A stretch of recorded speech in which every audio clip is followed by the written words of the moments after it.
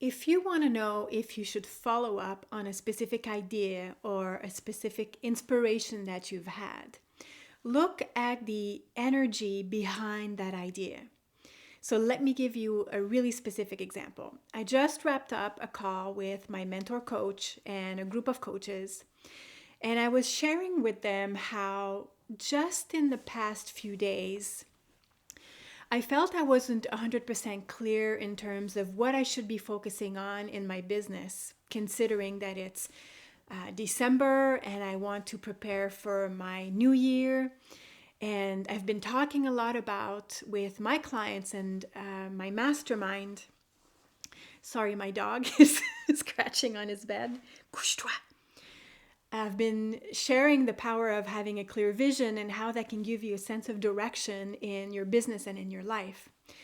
But what we also talk about, which is the underlying understanding that can be really helpful as you're wanting to create your great vision, is the understanding of state of mind. And if you have an unclear state of mind, it's very difficult to follow up on an idea or create any kind of momentum.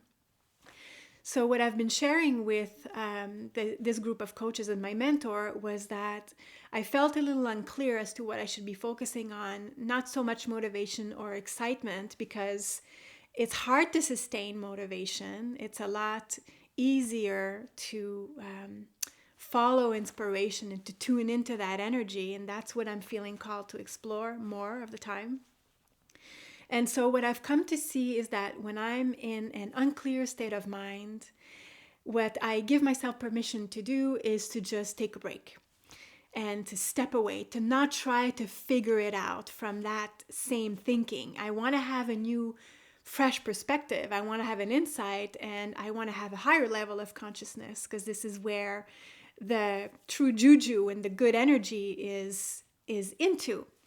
So I give myself permission to step away. And so over the weekend I went shopping, completely unrelated, but I went shopping and I was actually buying those earphones.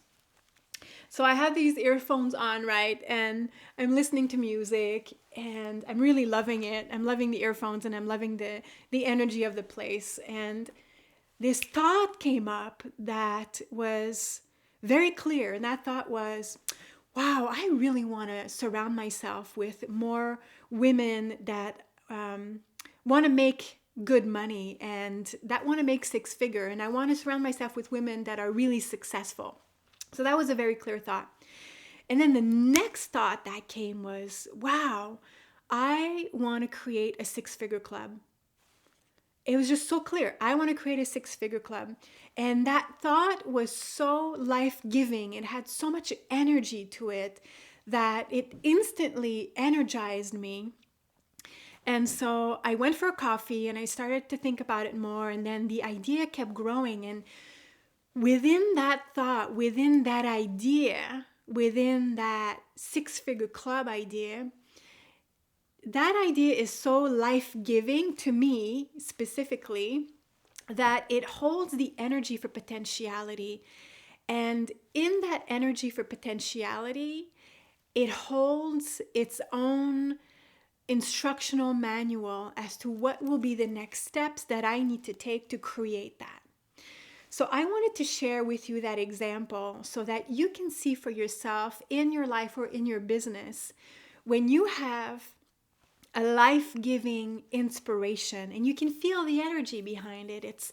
You can feel it's filled with potentiality, and it's so clear that you can also see the next step. Go for it. Trust it. That's the kind of life-giving energy or inspiration that you want to follow up on, versus when we try to figure things out or we're trying to make something work and the energy about it is not there.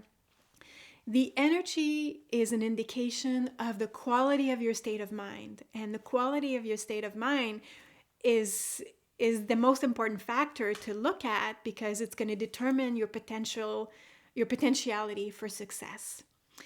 So I hope that was helpful, and I hope that it's going to give you some cues as to what you can look at within yourself when you're creating, when you want to create a project or when you want to create anything really. So if you have any questions, feel free to reach out either on my Facebook page. I'm also on Instagram.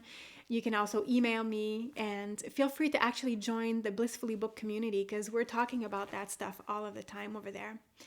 And also, you might want to check out my 12-week online program, From Broke to Blissfully Booked, because this is exactly what we are exploring in there.